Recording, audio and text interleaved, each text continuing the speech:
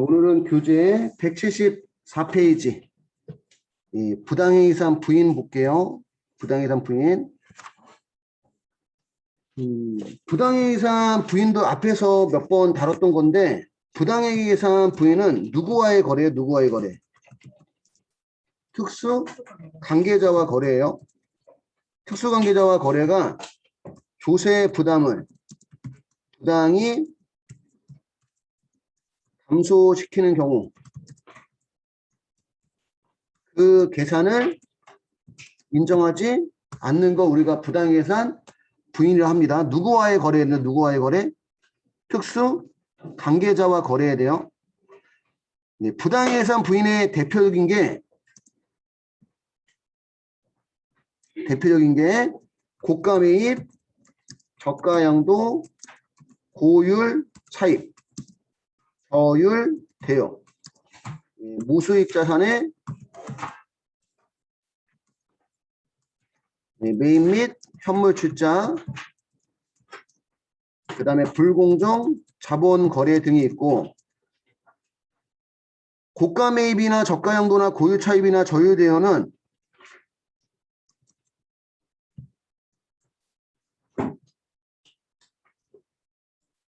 이 시가와의 차이가 3억 원 이상 또는 5% 이상 차이가 발생하는 경우를 우리가 부당 행위로 봅니다. 일단 여기까지 정리 한번 해주시고, 고가 매입은 비싸게 산 만큼 그지? 예, 감가상각비가 더 커지고 그만큼 이익이 줄어드니까 부당한 거고, 저가 양도는 그만큼 이익이 더 커질 수 있는데, 이익이 더 커지거나 손실이 더 작아질 수 있는데 싸게 판 만큼 그지? 이익이나 손실이 작아지니까, 이익이나 이익이 작아지거나 손실이 커지니까 그만큼 세금을 적게 내니까 부당한 거고, 고율 차입도 이제 비싼 이자로 빌려오니까 이자가 커진 만큼 이익이 줄어들고 세금을 적게 내는 거고, 저율 대여는 그만큼 이자를 만약에 시가대로 빌려줬으면 이자를 정상적으로 받을 텐데 싸게 이자를 빌려줘서 이자 수익이 작게 잡히는 만큼 부당하다, 이런 얘기입니다. 무술자세 매입이나 현물 출자, 불공정 자본 거래 등도 있고, 175페이지 가면 특수관계자의 범위 및 판단식이 있어요. 특수관계자의 범위가 시험에 나오지는 않아요. 특수관계자 범위가. 거기는 그냥 참고로 보시고, 그 175페이지 양가로 2번에 가시면 특수관계자의 판단식이, 요거는 이론 시험에 가끔 나와요. 특수관계자의 판단식이. 부당행위 계산 부인 규정은 그 행위 당시, 거래 당시를 기준으로 해서 당해법인과 특수관계자 간의 거래에 대해서 이를 적용하기 때문에, 만약에 이제 시험에 이렇게 나올 수가 있지. 행위 당시에는 특수관계자에서 회사의 대표자였는데 이 대표자가 퇴사를 한 거야. 그래서 행위 당시에 무슨 관계자였다면, 특수 관계자였다면 얘는 무슨 행위가 되는 거야? 부당 행위가 될 수가 있는 거예요. 퇴사했다고 하더라도.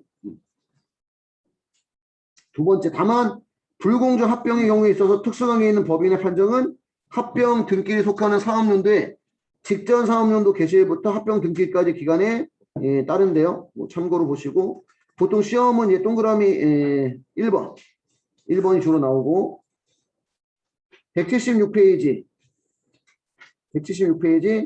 부당행위 계산의 유형. 부당행위 유형에 보시면 손익거래와 자본거래가 있는데, 손익거래는 1번 자산을 시가를 초과하는 가액으로 매입했거나 현물 출자를 받았거나 그 자산을 가대상각한 때, 1번은 이제 고가 매입이죠, 그지? 고가 매입. 2번 자산을 무상 또는 시가보다 낮은 가액으로 양도 또는 현물 출자한 때. 2번은 무슨 양도? 저가 양도. 3번은 금전 기타 자산 또는 용역을 무상 또는 낮은 요율이나 임대료로 대부하거나 제공한 때. 저율대여죠, 저율대여, 그지? 저율대여. 3번은. 4번은 금전 기타 자산 또는 용역을 높은 요율이나 임차료로 차용하거나 제공받은 때 고율 차입이 되는 거고, 5번은 무수익 자산의 매입 또는 현물 출자 받았거나 무수익 자산에 대한 비용을 부담한 때 6번은 불량자산을 차원하거나 불량채권을 양수한 때. 7번은 파생상품에 근거한 권리를 행사하지 아니하거나 그 행사 기간을 조정하는 등의 방법으로 이익을 공유한 때. 공유라는 것은 나눠줬다 이런 얘기입니다. 출연금을 대신 부담한 때 기타 이해주는 행위 또는 계산 및 그 외에 법인의 이익을 공유하였거나 인정되는 것이 있는 때 부당행위로 보는 거고, 자본거래는 불공정 자본거래, 합병, 증자, 감자로 인해서 주주 등인 법인이 특수관계자인 다른 주주 등의 이익을 공유한 때. 동그라미 2번은 1번의 경우로서 증자, 감자, 합병, 분할, 상속세 및 증여세법상 전환사채 등에 의한 주식전환 등 법인의 자본을 증가시키거나 감소시키는 거래를 통해서 법인의 이익을 공유하였다고 인정되는 때, 이런 때는 우리 부당행위로 본다 이렇게 보시면 되고, 177페이지 부당행위 계산 부인 규정의 적용 시 시가의 개념.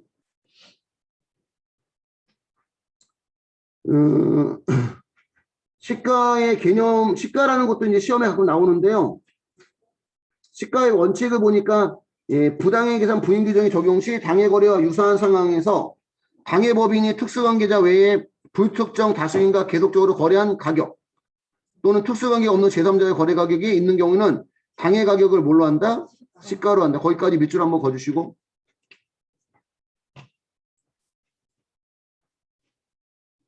당해 거래와 유사한 상황에서 당해 법인이 특수관계자 외에 불특정 다수인과 계속적으로 거래한 가격 또는 특수관계자 없는 제3자와의 거래 가격이 있는 경우는 당해 가액을 시가로 한다. 그렇게 보시면 되고, 양가로 2번 시가가 불분명한 경우. 일반적인 거래의 시가는 시가가 불분명한 경우 일반적인 거래에 적용되는 자산에 대해서는 다음의 순서에 따른 가액을 시가로 본다. 1순위는 감정평가한 가액, 2순위는 상속증여세법상 평가액. 이게 일반적인 자산에 적용되는 거고, 주식 또는 출자지분은 상속세 및 증여세법상 평가액을 시가의 개념으로 보고, 시가가 불분명할 때. 동그라미 2번 자산 또는 용역을 제공하거나 제공받은 경우. 자산 또는 용역에 대해서는 다음의 가액을 시가로 한다. 유형자산이나 무형자산을 제공하거나 제공받은 경우 당해 자산의 시가의 적수 곱하기 50% 마이너스 보증금 등의 적수 곱하기 365분의 1 곱하기 정기예금 이자율을 시가로 한다는 거예요. 유형, 무형자산을 제공하거나 제공받은 경우가 뭐냐면 여러분들 사택 제공이익. 사택 제공이익 얘기하는 거야 따지면. 사택을 제공을 했는데 여기다가 정리를 다시 한번 해보면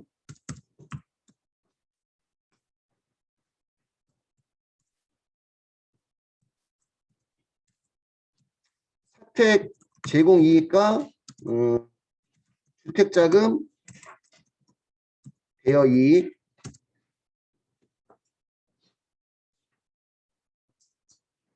사택 제공이익과 주택자금 대여이익인데 사택 제공이익은 출자 임원. 출자 임원에 대해서는 부당해산 부인 규정을 적용하기 때문에 사택 제공이익을 입금에 산입을 합니다. 출자 임원 이게 가로쳐놓은 건 이제 소득세법인데 위에 건 이제 법인세법이고, 출자 임원 같은 경우는 이건 이제 근로 소득으로 보고요. 비출자 임원, 소액주주 임원, 사용인. 사용인에 대해서는 사택 제공 이익을 송금으로 인정을 하고, 여기는 이제 근로소득에 들어가지 않는 거예요. 그러니까 우리 기숙사 있잖아, 기숙사 같은 거, 그지? 기숙사를 제공했는데 출자 임원한테 기숙사를 제공하고 거기에 대한 유지경비 그런 거를 만약에 유지비라든가 그런 경비를 지출했을 때 출자 임원에 대해서는 입금에 산입한다 또는 송금에 불산입한다 이렇게 되는 거고, 출자 임원에 대해서는 그게 이제 무슨 소득? 근로 소득이 되는 거고, 비출자 임원, 소액주주 임원, 사용인에 대해서 기숙사에 대한 유지관리비 뭐 이런 것들을 만약에 지출했다면 그건 뭘로 인정이 되고 손금으로 인정이 되고 그지 소득세법상 여기는 근로소득이 아닌 거고 주택자금 대여이익이 이게 부당행위계산 부인이에요. 이게 부당행위계산 부인에 들어갑니다. 이게 그래서 출자 임원에 대해서도 주택자금 대여이익 우리 회사가 그러면 돈을 빌리면 이자가 발생하고 그지 돈을 빌리는 거 상관없구나. 제3자한테 돈을 빌려줬다 생각해봐. 제3자한테 돈을 빌려주면 정상적인 이자를 받을 텐데 특수관계자한테 빌려서 정상적인 이자를 받지 못하면 그만큼 이자 수익이 적어지잖아. 그걸 우리가 뭘로 보는 거야? 부당 행위로 보는 거야. 그래서 그 주택자금 대여이익 이것도 부당예산 부인 규정에 들어가는데 여기에 대한 내용은 우리가 이제 보통 우리 가지급금 인정이자 또 이런 표현을 씁니다. 인정이자 요만큼은 이자를 받을 수 있는데 적게 받았으니까 또는 못 받거나 그지 그만큼 무슨 산입 못 받은 만큼은 입금 산입이고 출자 임원 입장에서는 무슨 소득 근로 소득이고 비출자 임원 소액주주 임원 사용인도 무슨 산입 입금 산입이고 무슨 소득 근로 소득입니다. 근데 여기 단위부터 중소기업 종업원에 대한 주택자금 대여이익은 부당행위 계산 부인 대상이 아니다.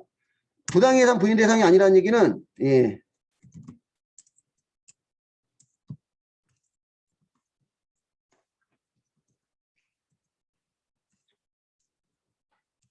즉 가지급금 인정이자 계산을 안 한다. 이렇게 보시면 됩니다. 우리 법인세법에서 가지급금은 업무와 무관하게 빌려준 돈이거든. 그 만약에 제3자한테 빌려줬으면 만약에 1,000만 원의 이자를 받을 수 있다. 예를 들어서 그 1,000만 원의 이자를 받으면 이자 수익이 1,000만 원 생기잖아. 근데 특수관계자한테 빌려줘서 이자를 200만 원밖에 안 받았어. 1,000만 원 받을 수 있는 거. 그럼 덜 받은 얼마만큼은 800만 원만큼은 입금에 산입하라는 얘기거든. 원래는 무슨 얘기인지 이해할까요?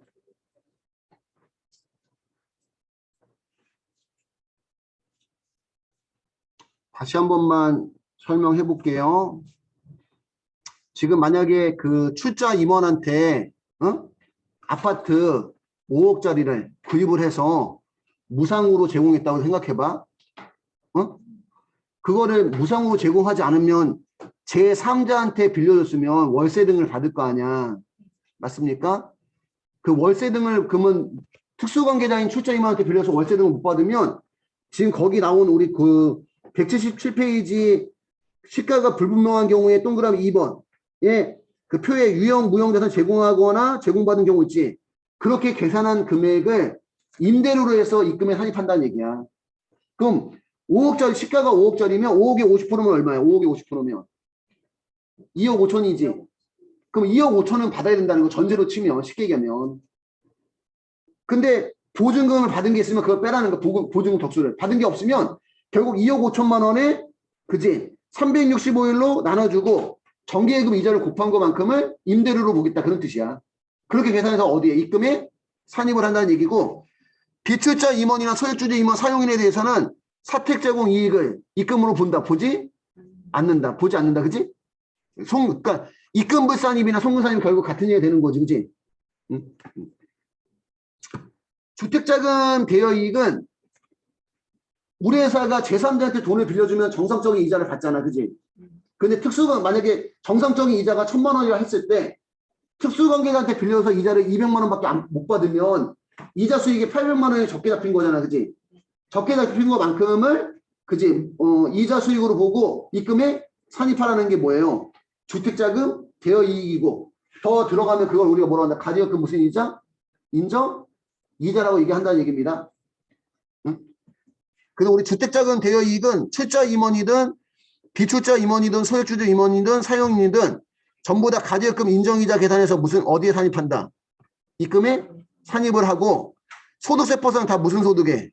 근로소득에 들어간다. 근로소득에 들어간다는 얘기는 여러분들 입금 산입하고 소득처분 어떻게 한다는 얘기야. 입금 산입하고 상여 처리한다는 얘기야. 소득처분은. 단 중소기업 종업원에 대한 주택자금 대액은 부당이익 계산 부인 대상이 들어간다 안 들어간다? 안 들어가니까 가지금 인정이자를 계산하지 않는다가 되는 거예요. 그런 의미고, 예. 그 다음에 동그라미 3번. 금전 차입 및 대여의 경우. 금전 차입이나 대여의 경우, 금전 차입 및 대여의 경우에는 당좌 대출 이자율과 가중평균 차입 이자율 중 법인이 선택한 이자율을 시가로 한다. 이렇게 나왔네. 선택하지 아니한 경우에는 무슨 대출 이자율을? 당좌 대출 이자율을 시가로 하는데 현재 당좌 대출 이자율이 4.6% 돼 있어. 4.6%. 현재 법인세법상 당좌 대출 이자율이 4.6%돼 있어요. 우리 그 정기예금 이자율은 몇 프로 돼 있고 1년 만기 정기예금 이자율은 1.2%. 부가세 우리 그 부동산 임대공과금 명세서 작성할 때 간주임대료 계산할 때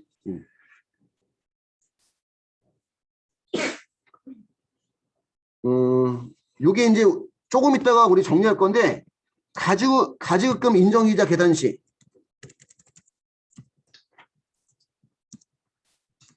인정이자 계산 시 이자율 적용이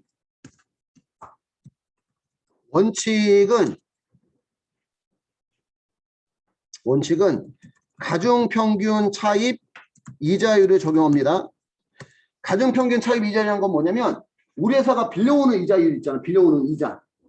응? 빌려오는 이자를 평균 낸 거 쉽게 얘기하면 빌려오는 이자만큼 빌려줄 때도 그만큼 이자는 받아야 된다는 거야. 우리가 만약에 보통 빌려오는 이자율이 10%라면 빌려줘도 몇 프로는? 10%는 받아야 된다는 얘기야.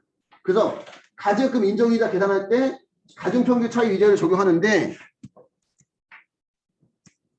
예외적으로 당좌 대출 이자율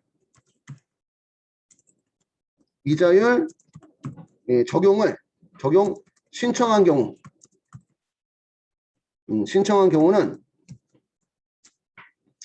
신청한 사업연도와 그 이후 2개 사업연도는 당좌 대출 이자율을 적용합니다.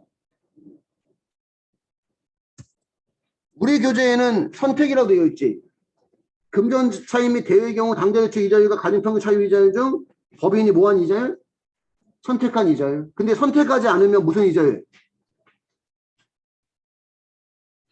이거 틀린 것 같은데. 다시 한번 얘기하면 우리 가지급금 인정이자 계산할 때 이자율 적용은 원칙은 무슨 평균 차입 이자율? 가중평균 차입 이자율 적용합니다. 가중평균 차입 이자율이라는 것은 금방 얘기했지만 우리 회사가 보통 10%로 이자를 빌려온다면 가지급금 인정이자 계산할 때도 몇 프로 이자를? 10% 이자를 적용하라는 얘기예요. 그게 가중평균 차입 이자율이고 예외적으로 당좌대출 이자율 적용하는 경우가 있는데 여기 조금 수정할게요. 당좌대출 이자율 적용하는 경우가 있는데 여기가 지금 몇 가지가 있어?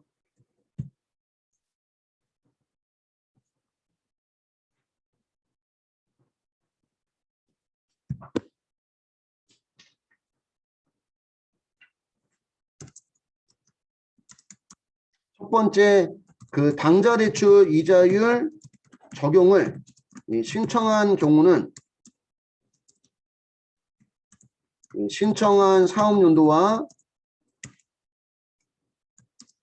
그 이후 2개 사업연도는 당좌대출 이자율을 적용하고 두 번째는 채권자 불분명 사채이자 비실명 채권증권이자 그 다음에 특수관계자에 대한 차입금 특수관계자에 대한 차입금만 있어서 가중평균 차입이자를 적용할 수 없는 경우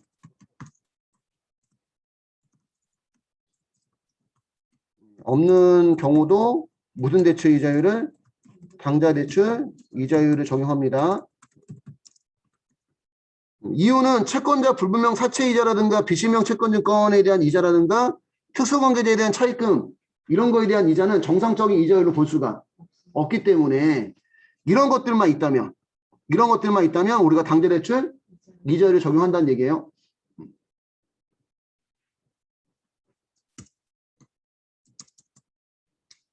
여기서 단을 쓰면 단 일부만 전체 이자 중 일부만 채권자 불분명 그 다음에 비실명 채권증권이자 특수관계자에 대한 차입금이 있는 경우는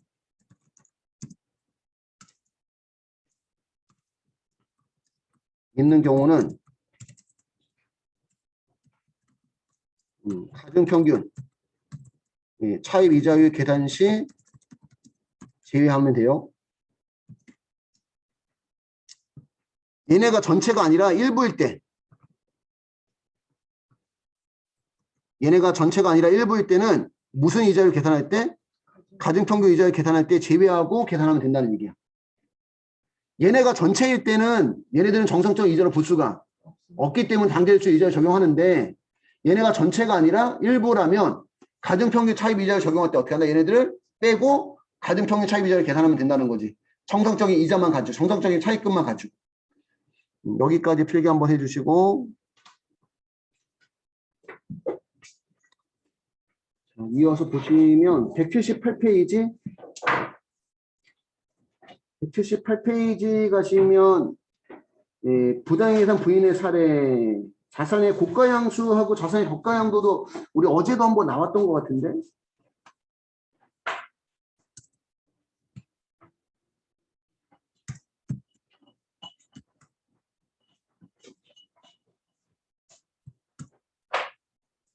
그 고가매입과 저가양도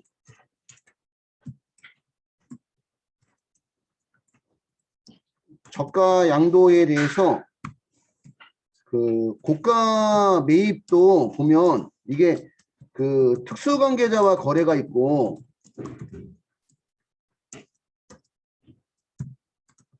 특수관계자와 거래가 아닌 게 있거든요. 고가 매입에 대해서 특수관계자와 거래인 경우는 시가를 초과해서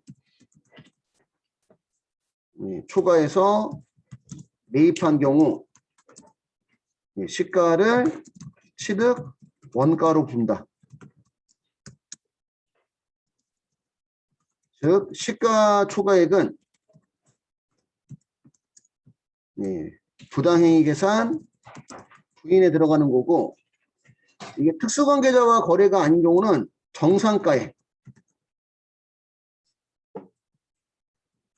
시가의 130%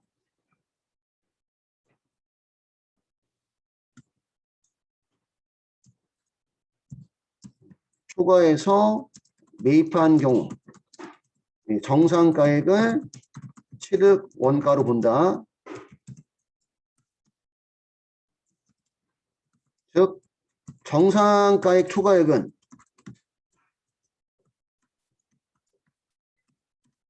무슨 기부금?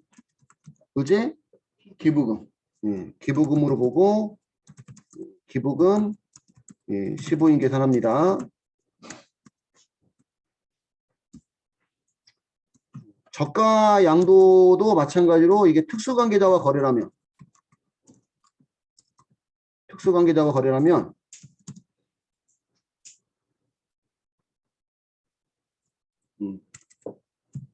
시가에 미달하게 양도한 경우 양도가액을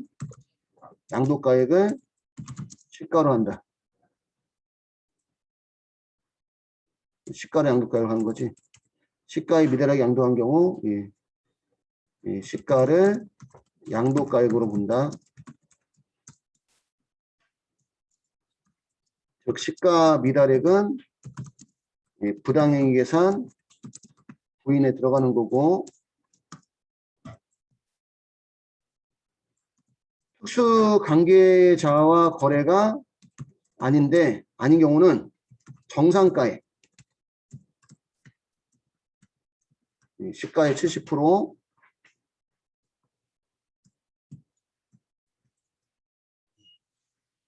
정상가액에 미달하게 양도한 경우, 정상가액을 시가로 온다. 정상가액을 양도가액으로 본다.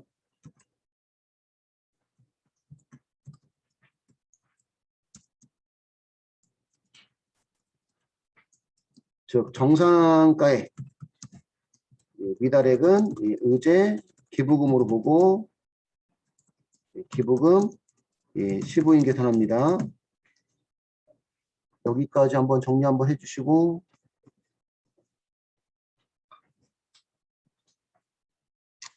여기는 이렇게 보시면 됩니다. 고가 매입이나 저가 양도나 특수관계자와 거래면 양도가액이든 취득가액이든 시가를 양도가액과 취득가액으로 보는 거고 특수관계자와 거래가 아닌 경우는 정상가액을 취득가액과 양도가액 보는 거고 178페이지 가시면 2번 가지급금 인정이자 있어요. 이것도 아까 뭐 다 설명한 건데 따지고 들면 제3자한테 빌려줘서 정상적인 이자를 받을 수 있는데 특수관계자한테 빌려서 정상적인 이자를 못 받으면 정상적인 이자에 미달하는 금액은 무슨 산입? 입금? 산입을 한다는 거예요. 그래서 양가로 1번 가지급금 인정이자의 개념 및 가지급금의 범위에 그 박스를 보시면 입금에 산입할 금액은 가지급금 인정이자에서 실제 받은 무슨 이자를 수입? 이자 빼서 구하고 양가로 2번 가지급금 인정이자의 계산의 그 박스를 보시면 가지급금 인정이자는 가지급금 적수를 365일로 나누고 그지? 365분의 1로 곱한다는 얘기는 365일로 나눈다는 얘기입니다. 6년이면 366일로 나누고 거기다가 무슨 이자율? 뭘 곱해서? 이자? 율을 곱해서 그지? 여기에 이자율은 가중평균 차입 이자율일 수도 있고 당좌대출 이자율일 수도 있고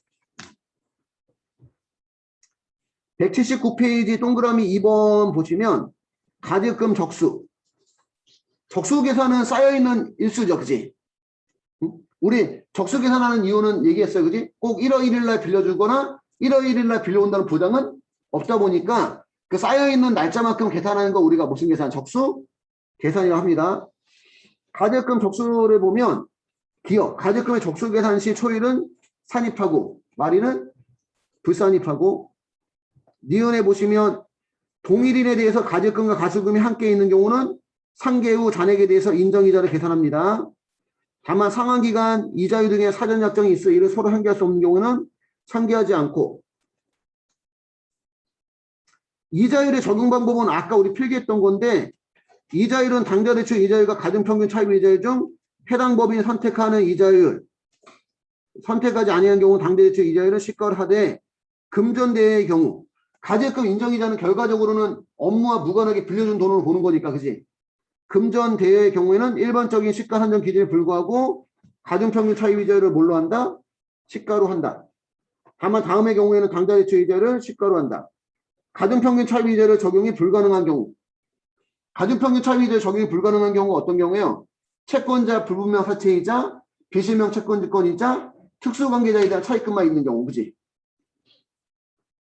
그 다음 대여한 날부터 해당 사업연도 종료일까지의 기간이 5년을 초과하는 대여금이 있는 경우 대여한 날부터 해당 사업년 종료까지 기간이 5년을 초과하는 대여금이 있는 경우에는 해당 대여금의 한정에서만 당좌대출 이자를 시가로 본대요. 이런 경우는